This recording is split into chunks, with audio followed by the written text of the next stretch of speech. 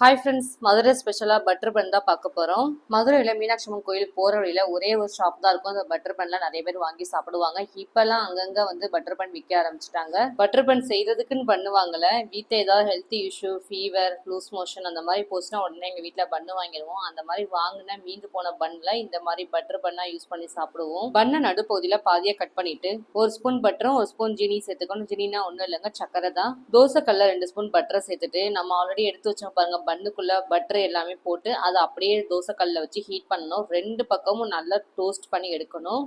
ஒவ்வொரு பன்னு மேலேயும் மேலாப்புல ஒரு ஸ்பூன் கிட்ட பட்டர் ஆட் பண்ணிக்கலாம். இந்த பட்டர் எல்லாமே வீட்லயே மேக் பண்ண பட்டர் தான்.